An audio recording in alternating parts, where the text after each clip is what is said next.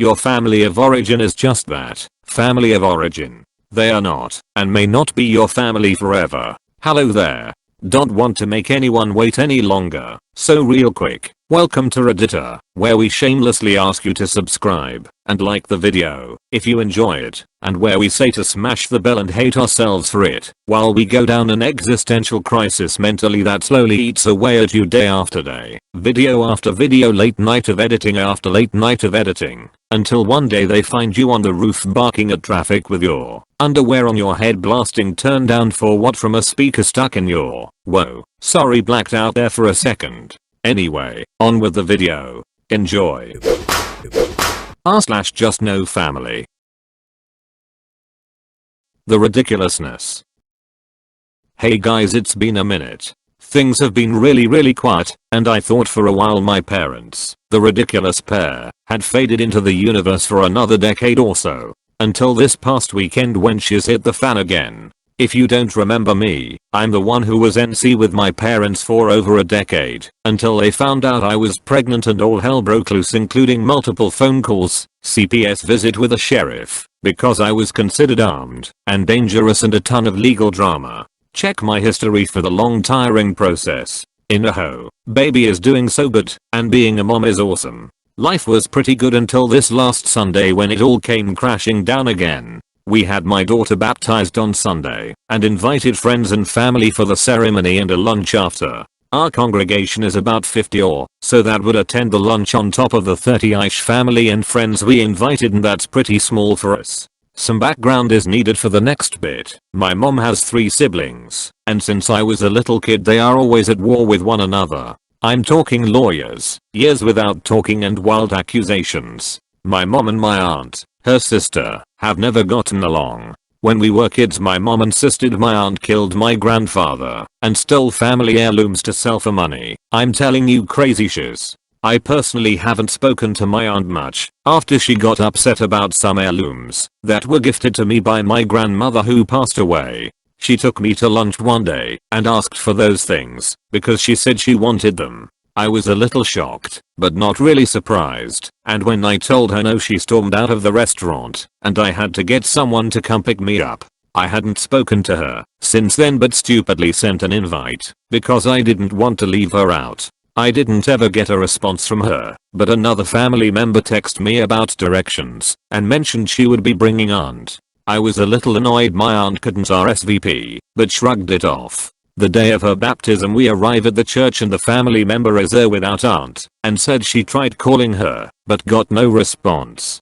I had this pit in my stomach but shrugged it off. The ceremony starts and my husband and myself are with our daughter in front of the congregation praying when in walks not only my aunt but crazy mom and my younger sister in tow. These two haven't spoken in 2 decades, but the anger they have about me being gifted these items in the will have caused them to combine forces and go all out. My heart about gave out then and there. I couldn't warn my husband or his family because we were in the middle of a baptism, but once the ceremony ended they both got up and made a straight line to me. I handed off the baby to a close friend and told her to take her to the nursery, and I must have had a look because she did so without question.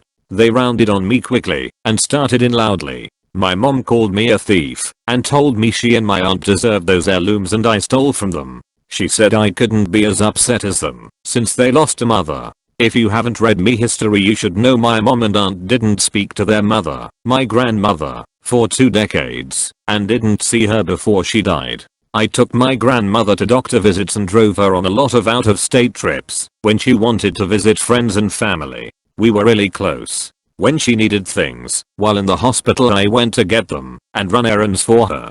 People started looking and everyone got quiet, but they kept going. Both of them just circled like sharks and said awful hateful things. I don't think anyone breathed. When the pastor came over they ramped it up and started tearing me apart for calling myself a Christian when I disrespect my elders and parents, and went on and on about what an unstable person I am and what a bad mother I must be. The next line of attack was to turn to the congregation and tell these people I was a thief and liar. My mom was telling people that she didn't allow me around her children and they shouldn't let me around theirs. They were just both going bonkers in the middle of the church and all I could do was stand there catching flies. A family member finally dragged them outside, but not before shouting things over their shoulder. The reception was an awkward and upsetting event and no one would meet my eyes. I'm upset and ashamed and embarrassed. I can only imagine what people at church think and have been called on for a private meeting with our priest.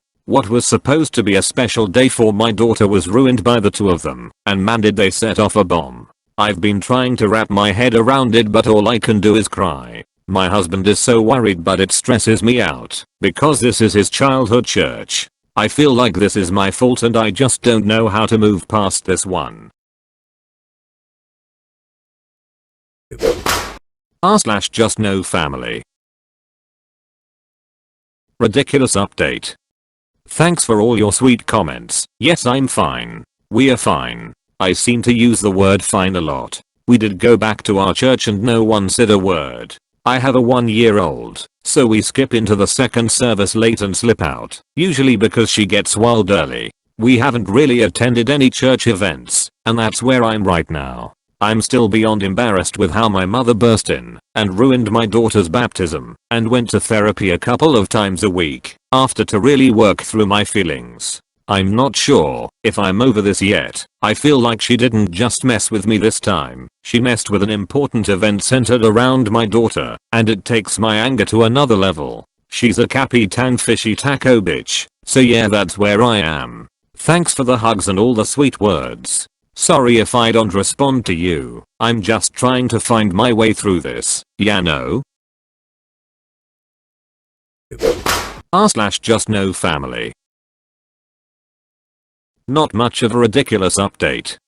Update, no advice wanted. Hi all. I have been away from this sub for a while trying to get myself in a more stable position than the last time I shared with you. I have heard very little from the ridiculous pair. They have been very busy fighting with their siblings over the wills of their parents. From the very little I have heard, and social media platforms, where I see a snarky post every now and again, lawyers have been hired, and multiple police calls have been made between my parents and all of their siblings. They are really going hard on who gets what. I have chosen to take a break from my entire extended family and it's been pretty easy due to COVID. I have also decided going forward I will be VVVLC with all family on my side. Life has seen some huge changes the last couple of months and me and the fam are doing great, or as well as can be expected given the circumstances. Having said that, a ton of people have reached out and asked how we were doing, and I wanted to tell you exactly what I have been up to the last couple of months. My aim is to explain that I have been doing a lot of therapy via Zoom and have had some major breakthroughs. I feel like every other day someone has messaged me to tell me they understand. They've been in my position. They have the same feelings of neglect, anger, fear, and deep sadness when they think about their relationship with their family of origin. I feel like those same people must have the same questions as me, and I would like to offer some advice. 1. Will I ever be part of the family? Your family of origin is just that, family of origin. They are not, and may not be your family forever. You are allowed to cut off toxic people, and rebuild your family, and provide yourself a safe space. This is your human right. You can choose who to let around you, and should only be letting those around you that build you up. Let's face it, children of narcissists are plenty able to tear ourselves down on our own. You also need to remember that once you are an adult they are not your boss anymore. You are your own boss. You govern you and no one else can. 2. Will I ever be over this pain? No. The pain of having someone that is supposed to love and nurture you cut you down physically, emotionally, and mentally will never go away. It is the utmost betrayal. It can change and can become manageable and even a tool that you eventually welcome as anger teaches us that our response is what we truly care and feel, and if we can conquer it, we own our true selves and no one else can. When you get angry at someone you are letting them have power over you. You can only change and work on yourself. That's just the truth of the world.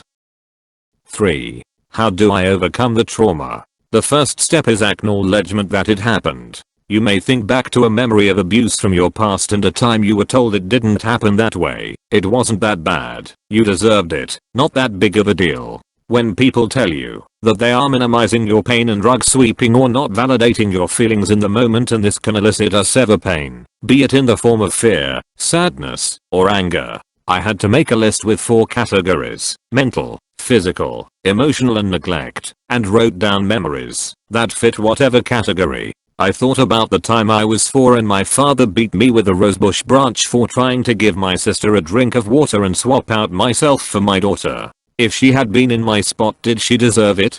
Hell no. She didn't deserve it. It was that bad. It did happen that way, and it was a big deal. I did this with each memory, and validation from your inner self feels so good.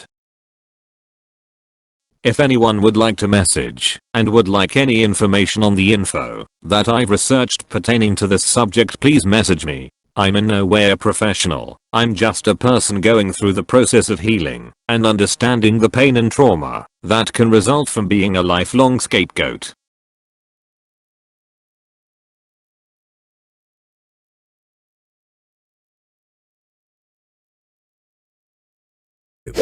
Here is a little bonus content Southern Mess 27 posted in r/confession. Looks like someone has a sense of humor. r/confession. I've been filling leftover Amazon boxes and leaving them for porch pirates.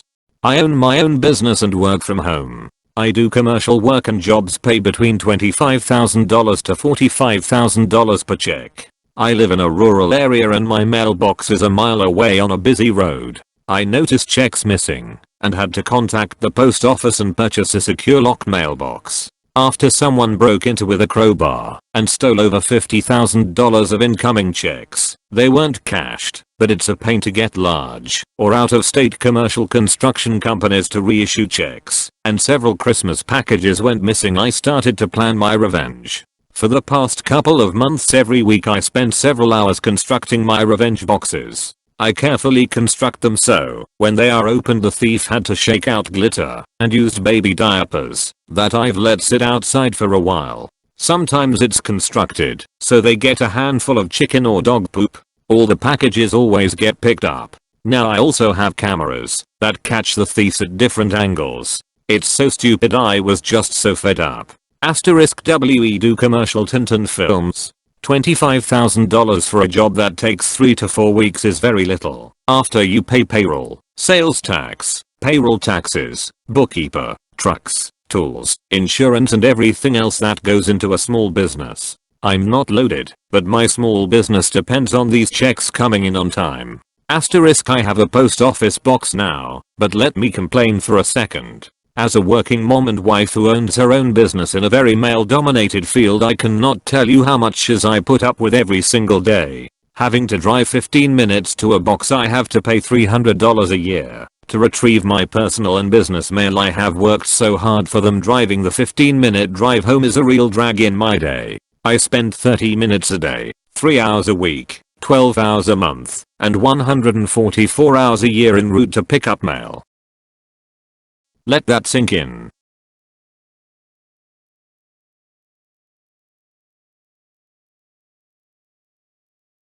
If someone wants to call the cops on me for stealing a package of my property filled with glitter and poo, I think I'll take my chances in a court of law. I'm comfortable with my choices. Select. Stupid wall won't get the hell out of my way! Get out of the way! Stupid wall! Move, damn it! Move! Let me pass! Ah! Boom. We made it. Good to see you all on the other side. Well, that's it. It's finished. Finito. Mission complete. If you have been enjoying the content, please like and subscribe. But for now, all of you please, have a wonderful day.